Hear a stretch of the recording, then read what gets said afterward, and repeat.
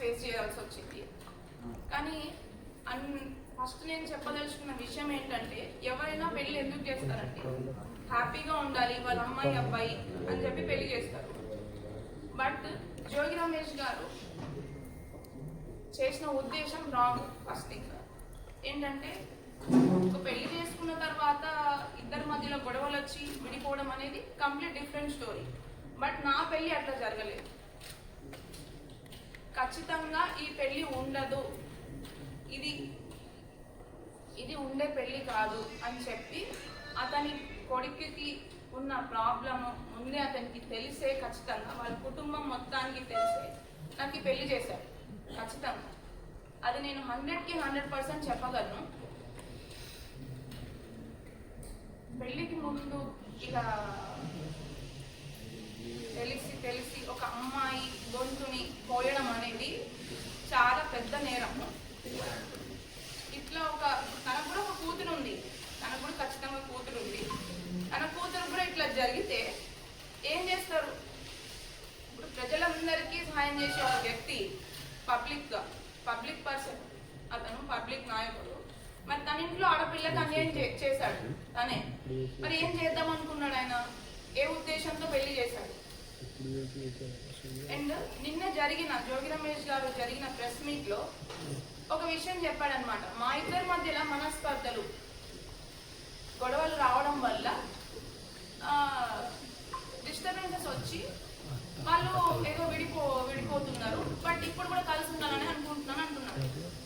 అసలు మా ఇద్దరి మధ్యలో ఏం గొడవలు వచ్చాయి?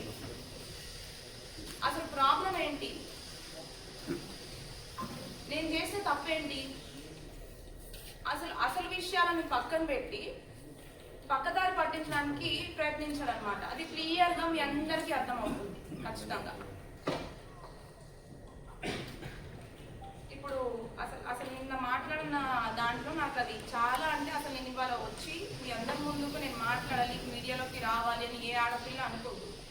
బట్ నేను రావాల్సి వచ్చింది. ఎందుకంటే నిన్న జోగి రమేష్ గారు చేసిన కొన్ని వ్యాఖ్యల వల్ల నాకు చాలా, అంటే చాలా బాధ కలిగింది. ఎందుకంటే అతను చేసిన అన్యాయము, వాళ్ళ ఇంట్లో నేను ఎదుర్కొన్న సమస్యలను పక్కన పెట్టి ఆయన సింపతి గెయిన్ చేద్దాం అనుకున్నారా, లేకపోతే ఇది రాజకీయ కోణంలోకి తీసుకొని వెళ్దాం అనుకుంటున్నారా అనేది నాకు అర్థం కావట్లేదు.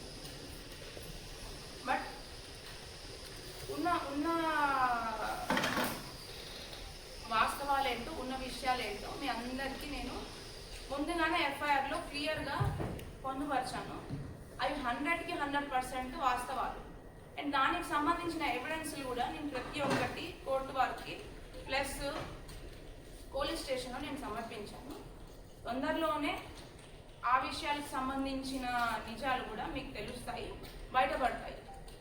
బట్ ఏ కాన్ఫిడెన్స్తో నేను ఇచ్చానంటే, ఎప్పటికైనా న్యాయము ధర్మము అనేది కొంచెం లేట్ అయినా కూడా ఖచ్చితంగా గెలుస్తుంది అని గట్టి నాకు నమ్మకం ఉంది. అదే నమ్మకంతో నేను ముందుకెళ్ళాను. నేను ఇంకా కూడా ఎదుర్కొని ఖచ్చితంగా జయించిన తర్వాతనే నేను ఈ పోరాటాన్ని, ఈ న్యాయ పోరాటాన్ని నాకు న్యాయం జరిగేంత వరకు. అయితే ఎవరైనా ఏం చేస్తారండి, నార్మల్గా పెళ్ళయి ఎన్నో ఆశలతో అడుగు పెట్టాను. ఫస్ట్ కలిగిన షాక్ ఏంటి అంటే, అబ్బాయికి రాజీవ్ అసలు ఉన్న ప్రాబ్లం ఏంటి, మాకైన గొడవలు ఏంటి, ఆ విషయాలన్నింటినీ కూడా వాళ్ళకి తెలుసు. అయినా కూడా నేను ముందుగా మా మమ్మీ డాడీ కంటే ముందుగా వాళ్ళే మా మమ్మీ డాడీ అనుకోని, వాళ్ళే నా తల్లిదండ్రి అనుకుని వాళ్ళకే చెప్పుకున్నాను నా కష్టాలన్నీ కూడా. ఇట్లా జరుగుతుంది, ఇట్లా నాతో సరిగ్గా ఉండట్లేదు అని చెప్పి. కానీ మమ్మల్ని ఇద్దరిని పక్కన కూర్చోబెట్టి ప్రాబ్లం ఏంటి అని అడగాల్సింది పోయి మా అత్తగారు శకుంతల నాకు అదేంటి అదనపు కట్నం కోసము నన్ను అన్ని విధాలుగా ఇబ్బంది పెట్టారు, వాళ్ళ ఫ్యామిలీ అంతా కూడా. మీరు ఖచ్చితంగా అది మొన్న బయటకు వచ్చిన ఆడియోలు వీడియో ద్వారా చూసే ఉంటారు నన్ను ఏ రకంగా ఇబ్బంది పెట్టారని.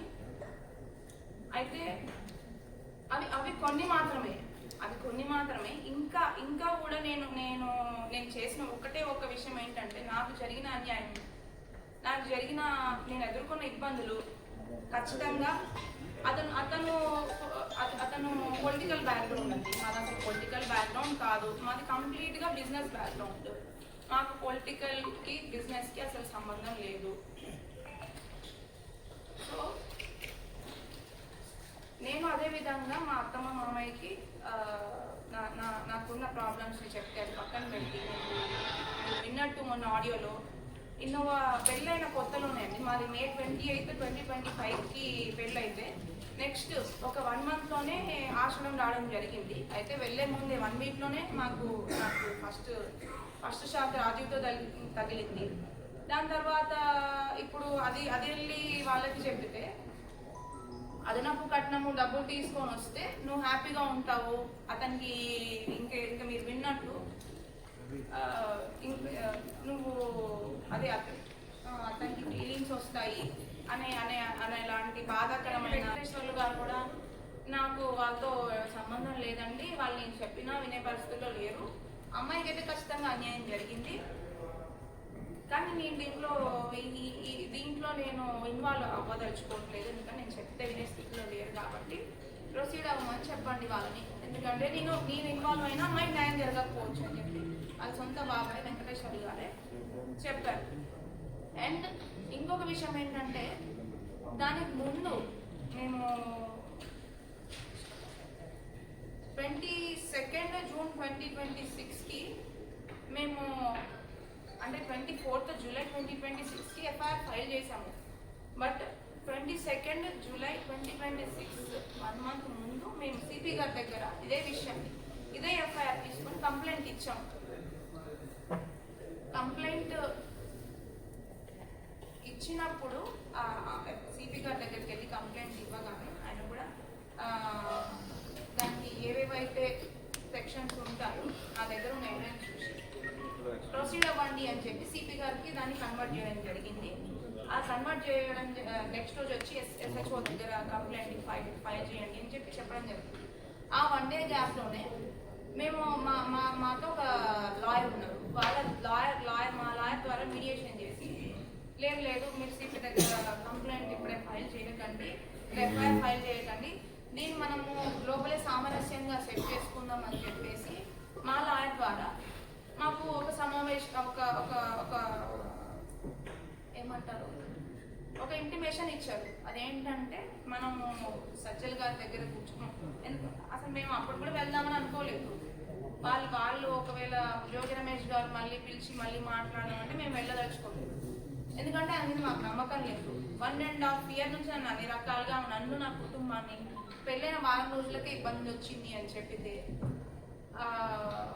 1 year వరకు ఎక్స్టెండ్ చేసి నన్ను ఇబ్బంది పెట్టి ఎన్నోసార్లు మమ్మల్ని సెటిల్ చేద్దాము, సరే అయిపోయింది మనం మాట్లాడుకుందాం అని చెప్తూనే పెద్ద మనుషులు లాయర్లని వాళ్ళందరినీ మధ్యలో పెట్టుకొని మాట్లాడతామని చెప్తూనే ఆయన ఈ 1 year గ్యాప్లో అతనికి ట్రీట్మెంట్ ఇప్పిస్తాము, అతనికి ఇంకొక 4 months జైలుకి వెళ్ళడం ఇదంతా జరిగింది. సో ఇదంతా అయిపోయిన తర్వాత మేము 1.5 year తర్వాత మొన్న రీసెంట్గా లాస్ట్ మంత్ కంప్లైంట్ సీట్ గారికి ఇస్తే ఇచ్చిన వెంటనే అందరికీ తెలిసిన వెంటనే మీరు కంప్లైంట్ ఇవ్వద్దు, మీరు సజ్జల గారి దగ్గర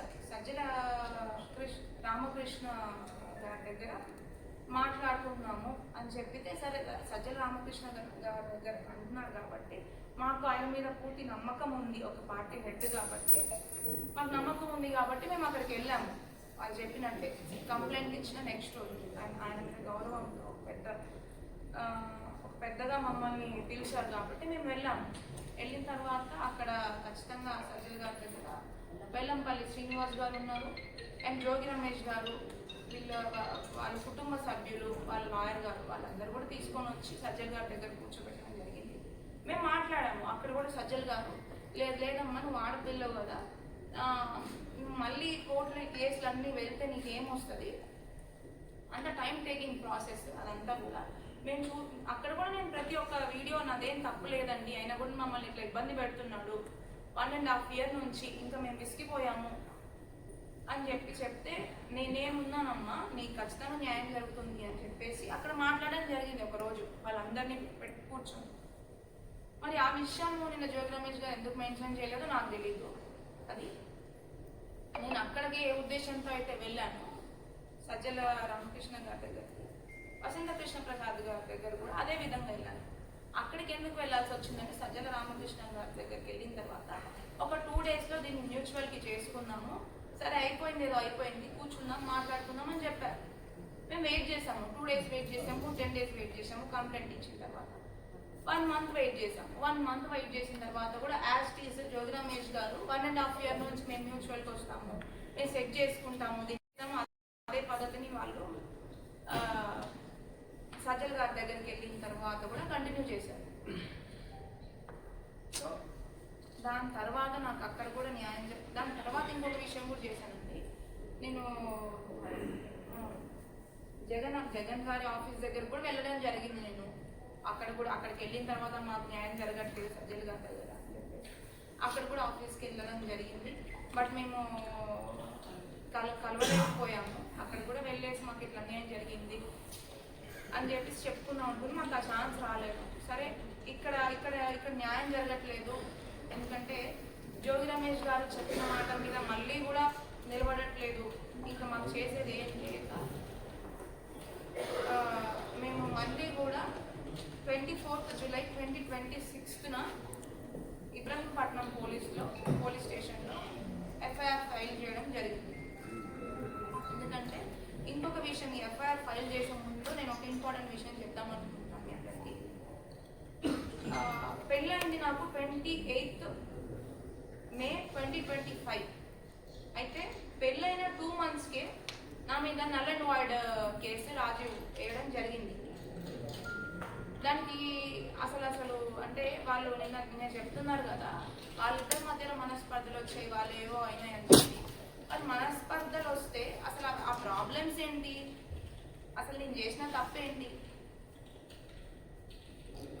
వాళ్ళు పెళ్ళైన 2 monthsకి అసలు నా మీద డైవర్స్ ఫైల్ చేయాల్సిన అవసరం ఏంటి? మరి డైవర్స్ ఫైల్ చేస్తుంటే ఖచ్చితంగా వాళ్ళ తండ్రికి తెలియకుండా అయితే చేయరు కదా, వాళ్ళ తండ్రి హెల్ప్తోనే, ఖచ్చితంగా వాళ్ళ కుటుంబ సభ్యుల హెల్ప్తోనే 2 monthsకి డైవర్స్ ఫైల్ చేయాల్సిన అవసరం ఏముంటున్నాం? నేను ఇంట్లో ఉండగా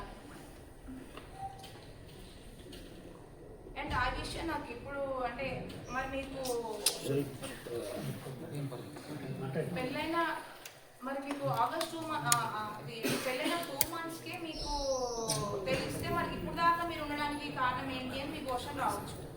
నాకు ఈ ఆగస్టులో null and void divorce file చేశారనే విషయం నాకు రీసెంట్గా తెలిసింది. అది ఎప్పుడంటే 1 year అంటే వాళ్ళకి ఏంటంటే 2 monthsలో డైవర్స్ ఫైల్ చేసింది వాళ్ళ మీద. అది కోర్ట్ అనేది డిస్మిస్ చేసింది.